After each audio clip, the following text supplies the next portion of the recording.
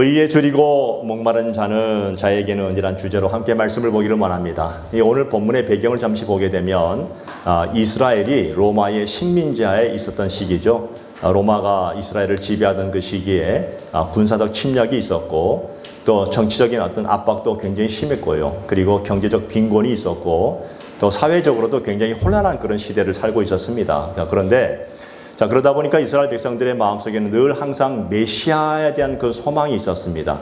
그들이 원하는 메시아는 어떤 메시아인가 하면 이 정치적 메시아가 오셔서 이 로마로부터 우리를 구원해 줄 사람을 그들은 늘 기다리고 있었던 것이죠. 그 가까이 한 400년 가까이 그들은 그런 갈망과 소망과 그런 어떤 모습을 가지고 기다리고 있다가 어느 날 갑자기 한 예수란 청년이 등장하기 시작합니다. 그리고 그 예수가 등장하면서 각종 질병에 걸린 자들을 고치신다는 소문이 퍼지기 시작했습니다. 그러자 수많은 사람들이 그 예수님 앞으로 오기 시작합니다. 각종 병든 자들, 또 여러 가지 인생에 무거운 짐을 진 자들이 주님 앞에 왔을 때 우리 예수님께서 단 한 명도 거부하지 않으시고 모든 질병들을 다 고쳐주셨습니다. 그러다 보니까 예수란 이름의 그 청년이 굉장히 인기가 많아졌어요. 수많은 군중들이 예수 그리스도를 따르기 시작합니다. 그리고 그 무리를 보시면서 예수님께서 산으로 올라가 앉으심에 그리고 제자들이 그 앞으로 나왔다. 이것이 마태복음 5장 1절의 말씀이죠. 그 앞에 제자들이 나와 있고 그 뒤에는 수많은 군중들이 지금 예수님을 쳐다보고 있는 그 상황 속에서 예수님께서 제자들을 향해서 하시는 말씀이에요. 오늘 천국 복음을 전하시면서 그들이 구원의 영생을 얻기를 원하고 그들에게 하늘나라의 귀한 그 메시지가 무엇인지를 그들에게 주기를 원하셨습니다. 그 중에 하나 메시지가 오늘 본문의 말씀입니다. 의에 줄이고 목마른 자는 복이 있나니 그들이 배부를 것이며 라는 그런 말씀을 우리에게 허락해 주셨습니다. 여러분 생각해 보세요. 여러분 인생을 살아오시면서 여러분 줄여보시고 목말라 본 적이 있으십니까? 아마 한 번쯤은 아마 그런 경험들이 있을 겁니다. 인생의 배고픔과 또 목말라서 어떤 그런 시기들이 분명히 있었을 거예요. 아마 여러분 인생을 살면서는 한 사람도 여기에서 예외가 될 수 있는 사람이 별로 없을 것입니다. 그런데 여기 줄이고 목마르다란 이 얘기는요, 어쩌다 한 끼, 두 끼를 안 먹어서 배고픈 상태가 아니라 오늘 내가 이 한 끼를 먹지 아니하면 나는 지금 죽을 수밖에 없다는 그 절박한 상황이에요. 그러니까 굉장히 심각한 상황을 말하고 있습니다. 또 목마르다는 그 얘기는 여러분 생각해 보시죠. 뜨거운 태양 앞에 서 있는 사람, 물도 한 모금 먹지 못하고 오랫동안 그 태양 앞에 서 있을 때 그 목이 탄 듯한 그런 목마름으로 한 방울의 그 물방울만 있어도 정말 시원해지겠다라는 그런 간절한 열망에 있는 사람, 내가 이 한 방울의 물을 마시지 않으면 난 곧 죽을 것 같아라는 그런 마음, 이것이 바로 목마름입니다. 이것이 바로 인간의 가장 절실하고 오늘 살아가면서 가장 기본적인 욕구들이 그 속에 포함되어 있지 않겠습니까? 그런데 예수님께서는 너희가 무엇에 대한 목마름과 또 무엇에 대한 줄임이냐, 그 비유로 의에 줄이고 목마른 이런 것을 대비해서 말씀하고 있는 것을 보게 되죠.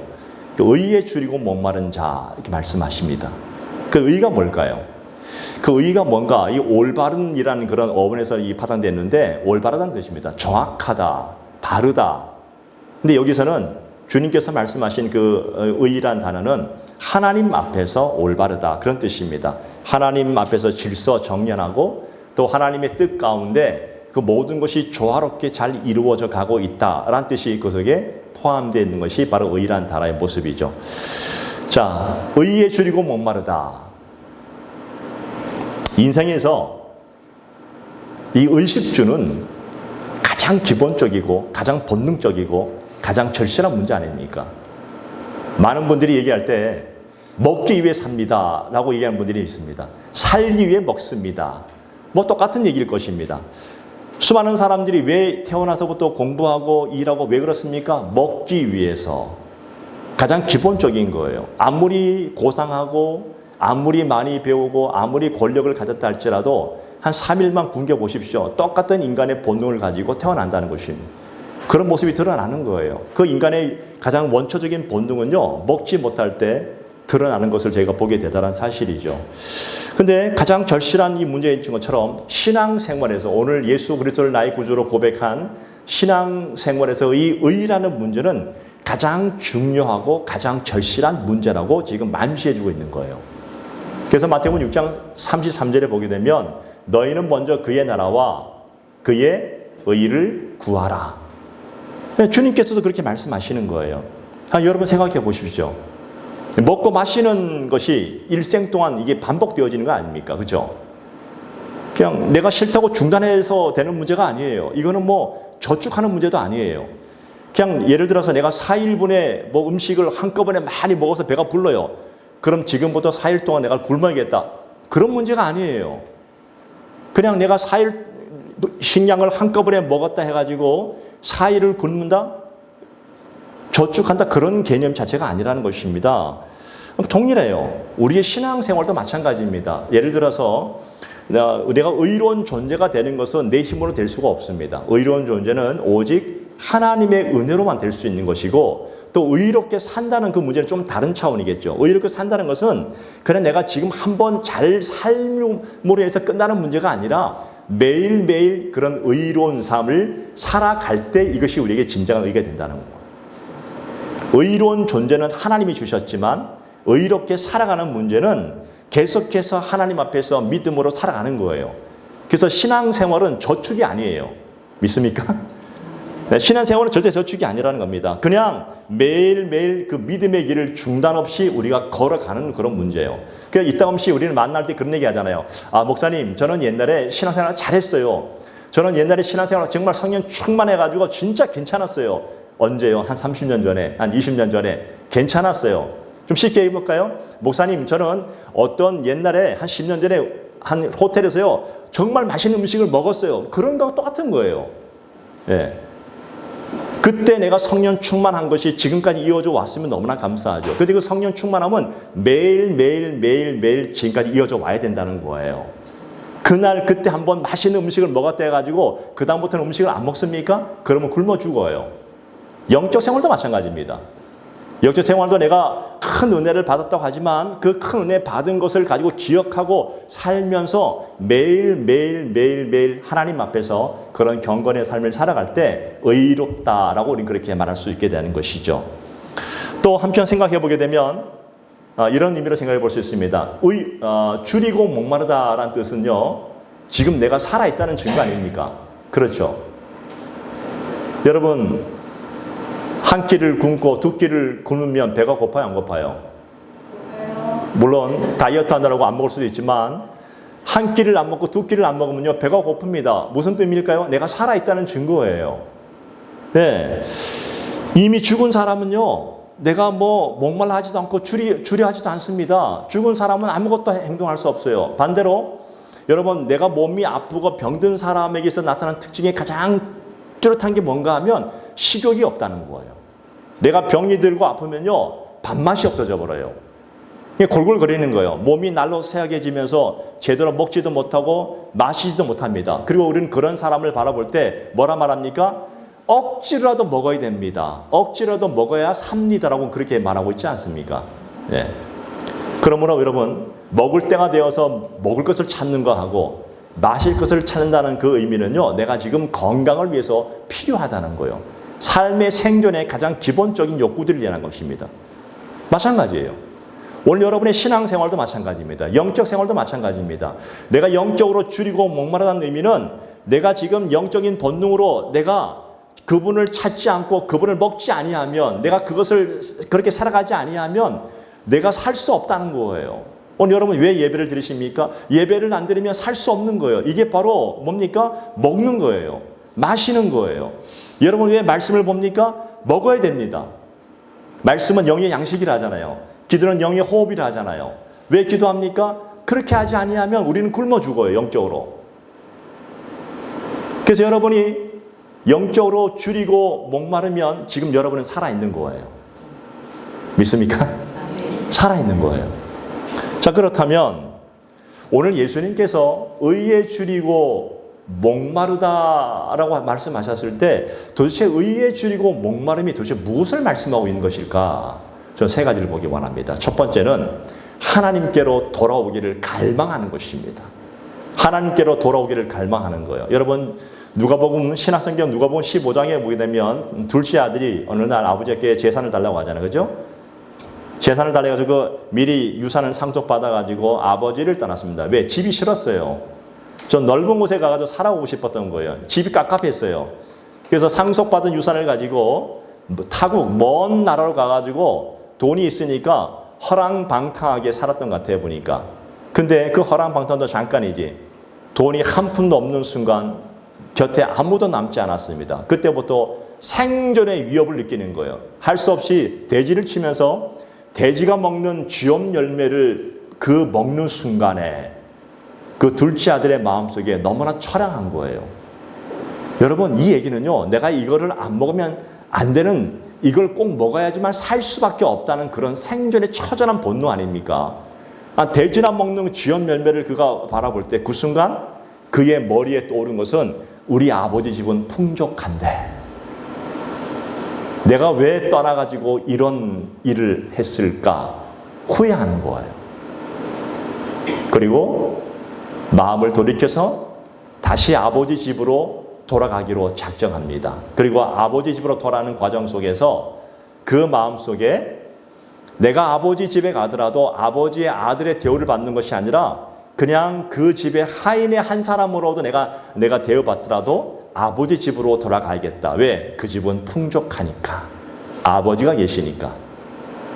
두렵고 떨리는 마음으로 드디어 아버지 집으로 돌아오기 시작합니다. 그런데요, 놀라운 사실은 그 집을 떠난 그 둘째 아들이 아버지에게는요, 괘씸한 것이 아니라 혹 그 아들이 언제 돌아올 것인가. 늘 집 밖 동구 밖에서 언제 올지 모르는 그 아들은 날마다 기다리고 있던 아버지가 보였던 것입니다. 그리고 그 둘째 아들이 아버지 앞에 옵니다. 아버지, 소위 말해볼까요? 제가 잘못했습니다. 근데 아버지가 그 아들을 야단치지 않습니다.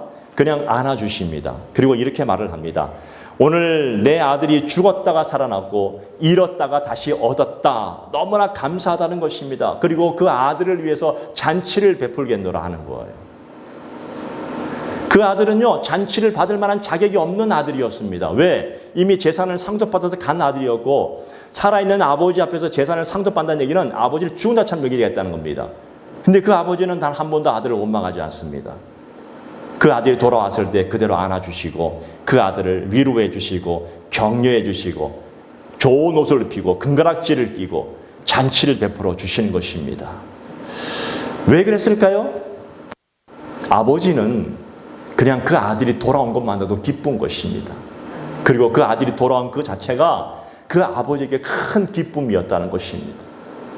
오늘 이것이 하나님 아버지 마음이라는 것입니다. 오늘 비유로 말씀하신 거잖아요. 하나님 아버지를 생각하고 아버지 앞으로 돌아오는 그 마음, 이것이 바로 의에 줄이고 목마름이라는 겁니다. 그런 자들은 아버지가 하나님이 단 하나도 책망하지 않으시고 조건 보지 아니하시고 그 사람을 안아주시고 격려해 주시고 잘했다. 어떤 이유도 묻지 아니하시고 그 자녀를 위해서 잔치를 베풀어 주신 분이 바로 하나님 아버지라고 말씀하시는 것입니다. 여러분, 다윗은요, 시편 42편 1절에 보면 그렇게 고백하고 있지 않습니까? 하나님이여, 사슴이 시냇물을 찾기에 갈급한 같이 내 영혼이 주를 찾기에 갈급하나이다.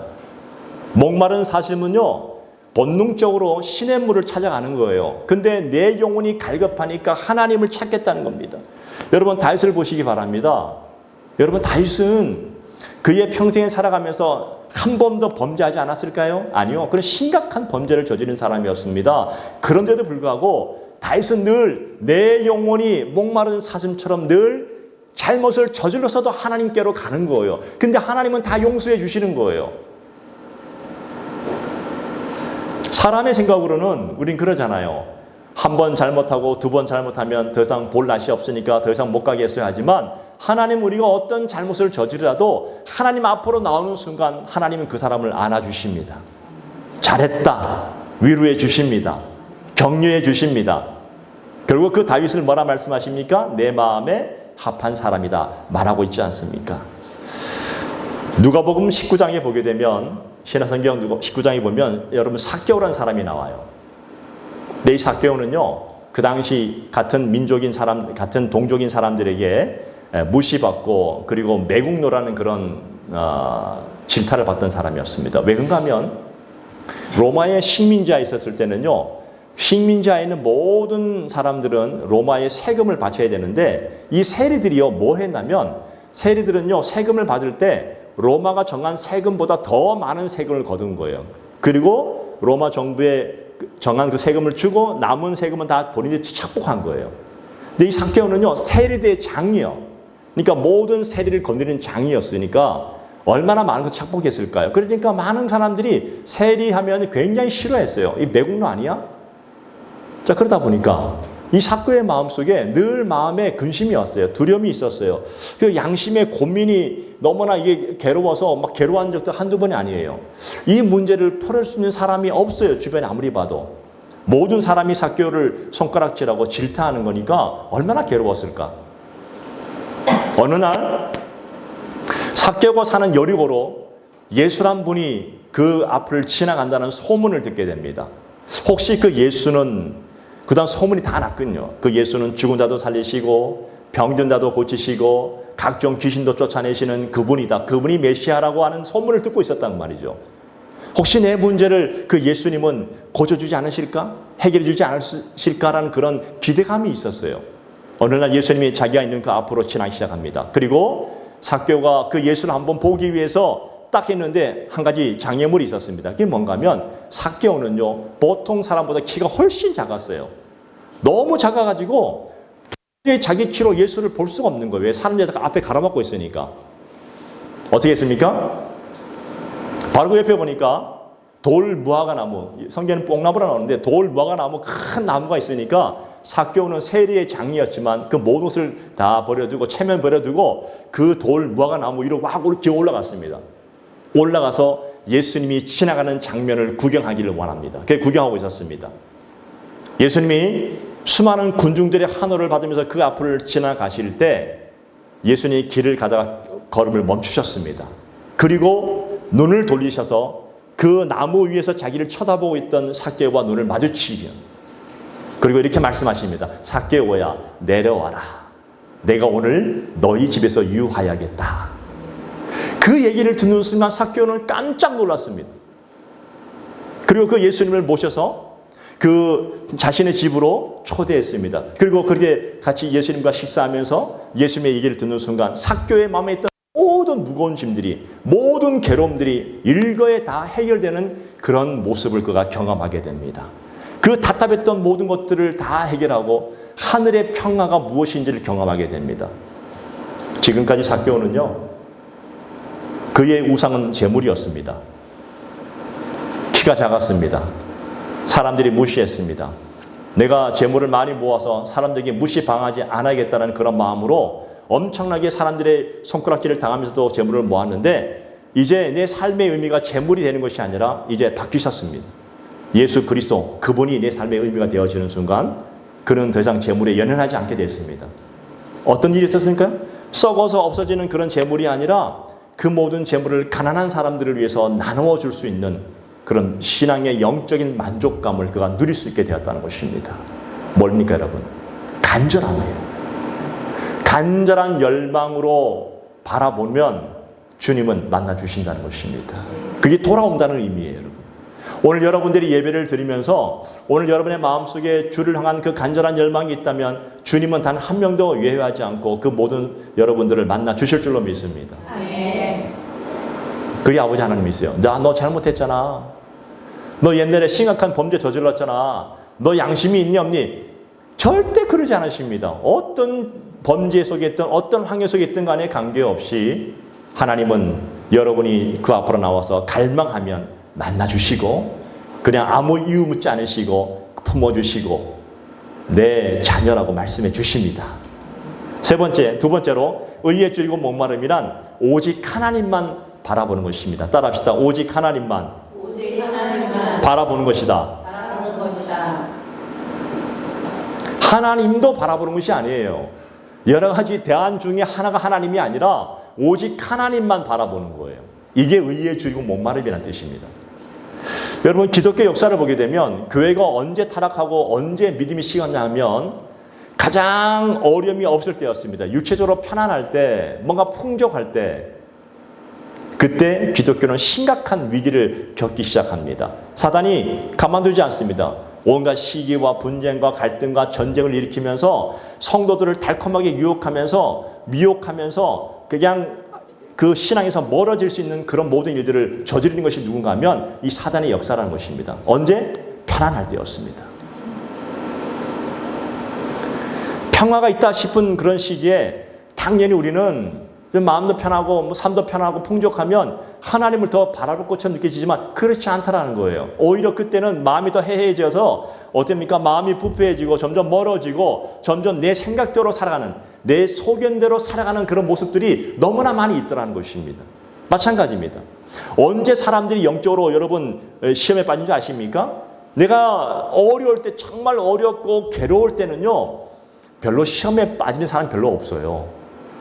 내가 육체적으로 좀 편안해지고 행복하다, 뭐 이럴 때, 일이 잘 되어질 때, 그때 믿음으로 의로운 삶을 살면 얼마나 좋겠어요. 근데 잘 되지 않는다는 거예요. 그때 시험에 빠지고, 그때 유혹에 빠지고, 그때 미혹에 넘어가가지고 점점 신앙이 점점 멀어지기 시작합니다. 네. 동일합니다. 오늘 이스라엘 백성도 마찬가지예요. 이스라엘 백성들이 편안할 때 그들이 타락했어요.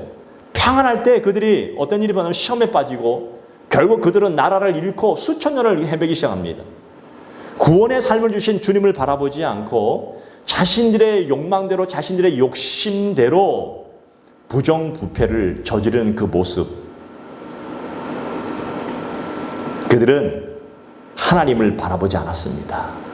하나님이 그들을 구원해 주셨음에도 불구하고 그들은 하나님을 바라보지 않고 너무 편안할 때 내가 잘난 줄 알고 내 생각대로 살아가는 그들의 모습 때문에 그들은 부패할 수밖에 없었습니다. 여러분, 성경은 시편 62편 1절 2절에 보면 이렇게 말씀하죠. 내 영혼이 잠잠히 하나님만 바라보며 나의 구원이 그에게서 나오는도다. 오직 그만이 나의 반석이시고 나의 구원이시고 나의 요새이시니 내가 크게 흔들리지 아니하리로다. 오늘 이 시편 62편은요, 온전히 내 영혼이 하나님만 잠잠히 바라본다는 거예요. 하나님만 잠잠히 바라보면 그분만이 나의 반석이시고 그분만 나의 구원이시고 그분만이 나의 요새이더라고. 나는 오직 그분 때문에 흔들리지 않겠습니다. 요동하지 않겠습니다. 여러분, 이게 CCM에서 나오지 않습니까? 그죠? 나의 영혼이 잠잠히 하나님만 바라며 나의 구원이 그에게서 나온도다. 이런 찬양 아닙니까, 여러분? 네. 이스라엘 백성들 마음속에는요, 하나님만 바라본 것이 아니라 하나님도 바라봤습니다. 그들이 원하는 것이 따로 있었고 그들이 생각하는 것이 따로 있었기 때문에 그들의 마음속에 하나님을 온전히 신뢰한 것이 아니라 하나님을 바라보다 또 다른 것을 바라보는 그 모습. 그래서 그들은 나라를 빼앗기고 그들은 수치를 당할 수밖에 없었습니다. 오늘 우리의 삶은 어떻습니까, 여러분? 오늘 우리도 마찬가지예요. 우리도 하나님이 부족한 저와 여러분들을 불러주셨습니다. 또 하나님의 자녀로 삼아주셨습니다. 근데 우리는 하나님의 그 은혜를 생각하지 않고 혹시 우리 마음속에 내 뜻대로 생각하고 내 생각대로 살아간다면서 이것이 하나님의 뜻이라고 혹시 내가 착각하고 있지는 않는지를 한번 돌아보자는 것입니다. 네. 우리의 마음속에. 여러분, 기억하십시오. 세상은 절대 의의 기준이 될 수가 없습니다. 사람도 마찬가지입니다. 사람은 절대 의의 기준이 될 수가 없습니다. 여러분, 이 세상의 법도요, 20년 전 법하고 지금 법부터 틀려집니다. 계속 바뀌어요. 세상은 계속 바뀌어갑니다. 사람도 평생 한결같은 마음으로 살 수 있지만 사람 자체는요, 스스로를 못 믿는데 어떻게 의의 기준이 되겠습니까? 사람은 의의 대상이 될 수가 없는 거예요. 절대 만족을 줄 수 없습니다. 물론 잠깐의 만족을 줄 수는 있지만 영원한 만족을 줄 수는 없습니다. 그게 진리가 아니라는 거예요. 오늘 이 시편 62편 1절 2절처럼 오직 하나님만이 나의 반석이시고 오직 하나님만이 나의 구원이시고 오직 하나님만이 나의 요새이십니다고 고백하는 거예요. 오늘 그분을 바라보시면서 오늘 여러분의 인생 속에서 하나님이 여러분의 구원자 되심을 믿고 살아가기를 축복을 드립니다. 세 번째는 의에 줄이고 목마름이란 하나님의 말씀의 기준으로 살기를 갈망하는 거예요. 여러분, 예수님께서 40일 금식 기도하시고 굉장히 배가 고프신 상태에서 마귀가 나타났습니다. 시험합니다. 네가 진짜 하나님의 아들이라면 이 돌들로 떡덩이를 만들어 봐. 시험했어요. 너무 배고픈데. 그때 예수께서 뭐라 말씀하시는지 아십니까? 사람이 떡으로만 살 것이 아니요. 뭐라고요? 하나님의 입에서 나오는 모든 말씀으로 살 것이라. 말씀을 물리치지 않습니까? 네. 오늘 성경에서 오늘 의의 기준은 하나님이라고 말씀하시는데 그 의의 기준인 하나님께로 인도하시는 분이 누구라고요? 성경이라는 거예요. 네. 디모데후서 3장 16절 17절에 보게 되면 이렇게 말씀하시죠. 모든 성경은 하나님의 감동으로 된 것으로 교훈과 책망과 바르게 함과 의로 교육하기에 유익하니 이는 하나님의 사람으로 온전케 하며 모든 선한 일을 행할 능력을 갖추게 하려 함이라. 모든 하나님의 사람으로 온전케 하며 모든 선한 일을 행할 능력을 갖추게 하려 함이라. 누가? 말씀이. 의롭게 살기를 원하는 사람은요, 기준이 분명합니다. 뭐죠? 하나님의 말씀에 귀를 기울이고 그 말씀을 따라 살기를 원하고 또 그 말씀을 듣고 그 말씀대로 순종하면 그것이 가장 복된 길임을 아는 사람들이에요. 그래서 이렇게 살아가는 것이 중요한데 여러분 말씀을 읽고 말씀을 묵상하시고 말씀을 들으십시오. 이게 영의 진리예요. 이게 영의 양식이라는 거예요. 이럴 때 여러분들은 이 하나님의 말씀을 갈망할 때 의에 줄이고 목마른 자의 모습으로 건강하게 살아갈 수 있습니다. 자, 그렇다면 이렇게 의에 줄이고 목마른 자들이 받을 도대체 복이 무엇입니까? 오늘 복은 오늘 성경에 뭐라 말씀하십니까? 예수님이 배부릅니다. 배부르다 말씀하십니다. 이 배부르다는 말은 원어 그대로 보니까 헬라 원어 그대로 보니까 코르타조라는 의미는 육체적으로 배부르고 살이 쪘다는 그런 의미이지만 여기서는 정신적으로 만족하다는 뜻이에요. 그러니까 의에 줄이고 목마른 사람은 정신적으로 만족하다. 좀 더 쉽게 말하면 영혼이 충만하다는 거예요. 영혼과 내 마음에 정말 세상이 줄 수 없는 것들로 채워지고 만족함을 경험하게 됐다. 네. 그러면 내 영혼에 도대체 무엇으로 채워진다는 것입니까, 여러분? 내 영혼을 도대체 무엇으로 채울 수 있을까요? 오늘 요한복음 7장 37절, 38절 말씀 한번 찾아보겠습니다.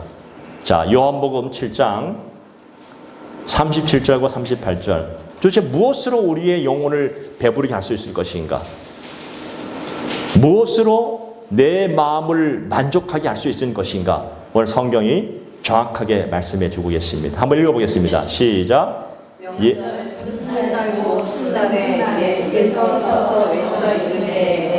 누구든지 목마르거든 내게로 와서 마시라. 나를 믿는 자는 성경의 이름과 같이 그 배에서 생수의 강이 흘러나리라. 무슨 말씀일까요? 여러분이 정말 배부르기 원하십니까? 오늘 의에 줄이고 목마른 자는 배가 부른다는데 그 배부름 바로 이거예요. 오늘 누구든지 내게로 와서 마시고 나를 믿는 자는 성경의 이름처럼 그 배에서 생수의 강이 흘러넘칠 것이라. 예. 예수를 믿음으로 영생을 얻은 사람은 세상에서 가장 배부른 사람이라고 말씀하고 계신 거예요. 여러분 예수님 한 분으로 만족하십니까? 그분이 여러분을 만족하게 하신다는 것입니다. 사마리아 수가성에 살던 한 여인이 있었습니다. 남편을 6번이나 바꿔봤습니다. 5번 바꾸고 현재는 남편까지 6째 남편. 그런데 그 여인의 마음속에 만족함이 없었어요. 여전히 불만족했습니다. 여전히 목말랐습니다. 육신적인 쾌락과 세상적인 것으로 절대 행복하지 못한 그 여인에게 예수님이 와서 만나주셨습니다. 그리고 이렇게 말씀하십니다. 요한복음 4장 4절에 보면 이렇게 말하죠. 내가 주는 물을 마시는 자는 영원히 목마르지 아니하리니 내가 주는 물은 그 속에서 영생하도록 솟아나는 샘물이 되리라. 컵이 있습니다. 이 컵에 제가 물을 한 잔 마시면 물이 없어요. 세상이 주는 만족은 그냥 컵 한 잔입니다. 이걸로 끝이에요. 그런데 오늘 예수님께서 뭐라 말씀하십니까? 오늘 사마리아 수고상인 한 여인에게 내가 주는 물을 마시는 자는 그 속에서 영생하도록 솟아난 뭐가 된다고요? 샘물이 되리니. 한 잔 마시고 끝나는 것이 아니라 우리 인생 속에서 영원토록 생수듯이 계속 샘물로서 우리에게 부어주시는 것. 누가? 예수 그리스도. 그분을 믿음으로. 세상은 그래요. 세상은 내가 아무리 좋은 것을 가지고 있다 한들 가지는 순간 너무나 만족스럽고 좋지만 잠깐입니다. 한 달 지나 보세요. 그것도 시시해져요. 사람은 끊임없는 욕망으로 계속 더 큰 거 계속 갈망하다가 가는 게 인생의 모습들이라 하지만 우리 예수 그리스도는 딱 그분을 나의 구주로 고백하는 순간, 그분을 믿는 순간부터 영생토록 솟아나는 샘물을 끊임없이 제공해 주니까 목마를 필요가 없다는 것입니다. 그 사마리아 소가산 여인이 그 예수를 만나고 인생의 진리를 발견합니다. 그리고 29절에 보게 되면 그렇게 말하죠. 내가 행한 모든 일을 내게 말한 사람을 와서 보라. 그는 그리스도가 아니냐? 그는 즉시 동네로 내려가서 사람들에게 예수 그리스도가 그분이 그리스도라고 전하기 시작하게 되죠. 네. 또 요한복음 6장 35절에 보게 되면 이렇게 말씀하십니다. 예수께서 이르시되 나는 생명의 떡이니 내게 오는 자는 결코 줄이지 아니할 터이요 나를 믿는 자는 영원히 목마르지 아니하리라. 누가요? 예수님이 생명의 떡이래요. 내게 오는 자는 결코 줄이지 아니하리니. 내게 오지 아니하면 줄인다는 것입니다. 내게 오는 자는 결코 줄이지 아니하리니. 네. 나를 믿는 자는 영원히 목마르지 아니하리니. 예수님은 여러분의 생명의 떡이십니다. 여러분을 줄이지 않게 하시는 분이십니다. 마태복음 11장 28절 찾아보겠습니다. 마태복음 11장 28절 한 절 더 찾아보겠습니다. 마태복음 11장 28절 신약성경 맨 앞에 같이 읽겠습니다. 시작. 수고하고 무거운 짐진 자들아 다 내게로 오라. 내가 너희를 쉬게 하리라. 아멘. 수고하고 무거운 짐진 자들아 다 내게로 오라. 내가 너희를 쉬게 하리라. 주님이 여러분을 쉬게 해주신대요.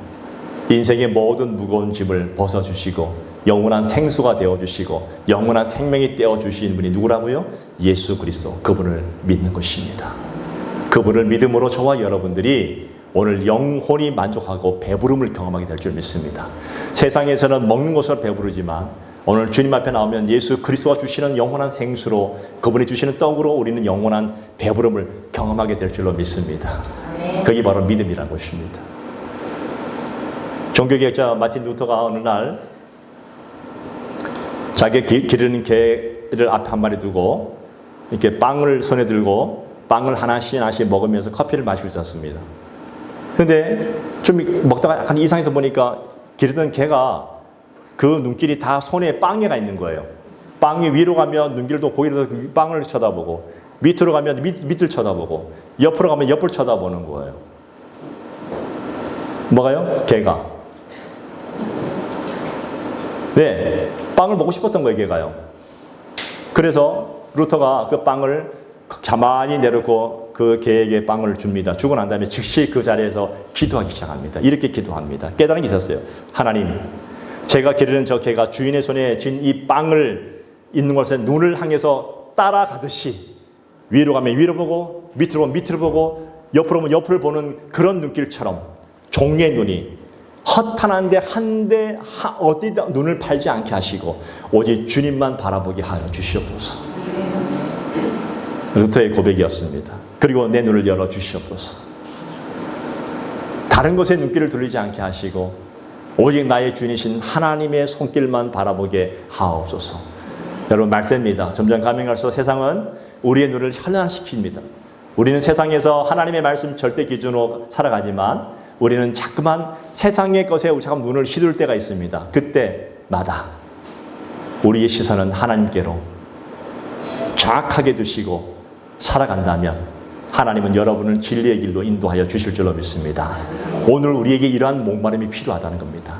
줄이고 목마름, 영적인 목마름, 이거 언제까지요? 오늘 하루 하는 것이 아니라 계속해서 매일매일 주님 오시는 그날까지 그런 모습으로 살아가는 것입니다. 바라기는 저와 여러분들이 의에 줄이고 목마름으로 말미암아 예수로 충만해지기를 축복을 드립니다. 아멘. 할렐루야. 아멘. 우리 오전에 찬양 불렀잖아요. 난 예수로 충만하네. 화려한 세상 부럽지 않는 것은 난 예수로 충만함이라. 세상 모든 것들도 부럽지 않네. 세상 풍파도 두렵지 않네. 예수로 충만하네. 영원한 왕 내 안에 살아 계시네. 오늘 저와 여러분들이 그 예수로 늘 충만하셔서 그 예수로 늘 의에 주고 목말라서 여러분의 인생 속에서 주님으로 충만할 때 여러분의 인생이 정말로 가장 멋지고 행복하고 가장 승리의 삶을 살아가는 복된 인생들이 될 줄로 믿습니다. 그 믿음으로 살아가는 또한 이 한 주 되기를 간절히 축복을 드립니다. 기도하겠습니다. 하나님